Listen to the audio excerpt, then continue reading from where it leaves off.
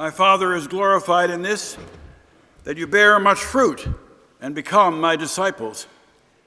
May the words of my mouth and the meditations of our hearts be always acceptable in your sight, O Lord, our strength and our Redeemer.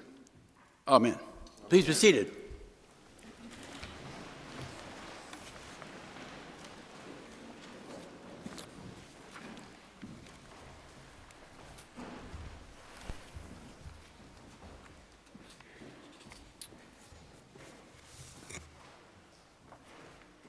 Our first lesson is from the first letter of John. The person who wrote this is the same person who wrote the Gospel of John. And the date on this letter is about 117 AD, more or less. And it's a summation of how love works. We love because someone first loved us. In this case, Jesus, but in a more immediate sense, our mothers. About 10 years ago, there was a big conference in San Francisco where they were summing up a lot of the new research in neuroscience, especially in the field of neurobiology, interpersonal neurobiology. And there were some discoveries that blew everybody away. I couldn't go to that conference. Something came up and I had to stay in New York, but my colleague, with whom I shared a waiting room for about 15 years, went. And when he came back, I picked him up at the airport, and all I said was, "How was the conference?" And he talked nonstop for 2 hours. One of the first things he said was that they've discovered a new kind of neuron in the brain, and they had given it a name. They call it a mirroring neuron. And it seems to be located where the motor neurons are, that is to say, the neurons that give activity to the body, that make the body move. And its function is to mirror what the person sees, to literally copy it. When a child is first born, and the mother gives the child a knowing, heartfelt smile, the baby goes. The baby doesn't know what's going on. It's beyond his control. It's his mirroring neurons that are firing. He doesn't know why he's going like this, but he does. And then over the next 6 months, a language develops, a nonverbal language, based on all of the various ways a human being can smile. And gradually the child begins to learn some of those different ways and begins to realize that some funny things go on inside him or her when he's doing that smiling. And then begins to wonder that maybe it's going on in that face they see. The beginning of relationship. Yeah. We love because we were first loved by someone else.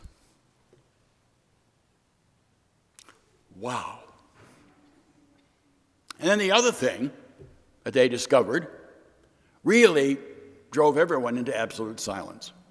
Someone asked from the floor in the plenary session, well, if you could sum up, what really is the brain all about? I mean, what could you really say, maybe in layman's language? You know, what is the brain? What does it do? What's it really supposed to do? And the head of the research said, hard-nosed scientist, did the research, wrote the book, said, well, we think the brain is basically an organ for love and cooperation. Love and cooperation. My colleague said you could have heard a pin drop. That's the last thing they thought coming from a scientist, right? Love and cooperation. Because that's what it's all about, isn't it? Remember the first time you were loved? I'm not talking about your mother because you didn't know anything and neither did I back then. Remember when you were first loved, what that was like? The response was just gratitude. You wanted everybody in on it. You couldn't stop talking about it. You thought you had discovered it. It was the most important thing in the world. Everything seemed better because of it. Even stuff you didn't like seemed, well, I can handle that. Life was full of possibility because you were receiving that love. You were letting it in. You had the courage to allow someone else to love you. You had the courage to allow someone else to love you. And as a consequence, your life changed. Yes. It's interesting, isn't it? That when you look at this first letter of John, and his talk about love, people who are interested in the neuroscience of interpersonal neurobiology would say this is a pretty good description of what they know to be true physiologically in the human brain. It's beginning to look like we're all speaking the same language. But of course, love is not the only thing that happens, right? Because as you proceed throughout your life, you begin to notice certain things that are problematic. There are certain difficulties that you have in this process of loving and being loved that sometimes aren't so much fun. I used to wonder why it is that I never got a yes from God when it came to things I wanted. I kept asking for them and I never got them. And everybody said, well, just keep praying, keep praying, keep praying. I thought, well, easy for you to say, but I kept doing it, and eventually I discovered why I was told to keep doing it. Because we can only ask for what we think we need to ask for. And sometimes what we're asking for isn't going to work for us or isn't going to really fit who we are. But eventually, if we're pruned enough, now I'm talking a little bit about the gospel, if we're pruned enough, eventually our prayers start lining up more in keeping with what God sees. And then things get really interesting because we start getting way more than we ever thought possible. And it's scary, but it's true. The problem that people have when they die is not because they're sad for things that they did where they screwed up. Everybody screws up. Everybody. The problem that people have when they die is that they didn't reach out enough for all that life had to offer. That's the problem people have when they die. That they didn't reach out for enough of all that was there. Because they were afraid. Oh my gosh, I'll be anxious, and then what? When I was hospital chaplain, I met this man who was talking about some of those things he never did. And one of the things he said is, I always wanted to see Italy. And I never had the chance. I never saw him. I said, well, how come? He said, well, my wife never wanted to go there. She couldn't stand air travel.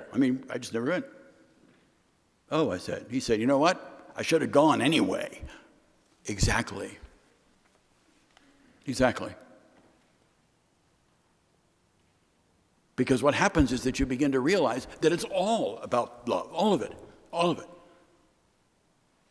That we literally write the ticket of our life based on the fact that we were first loved. So reach out for as much as you can handle, maybe even a little more than you can handle, because that will give you comfort at the end. You will have lived your life, not saved it for something. And so when John writes about,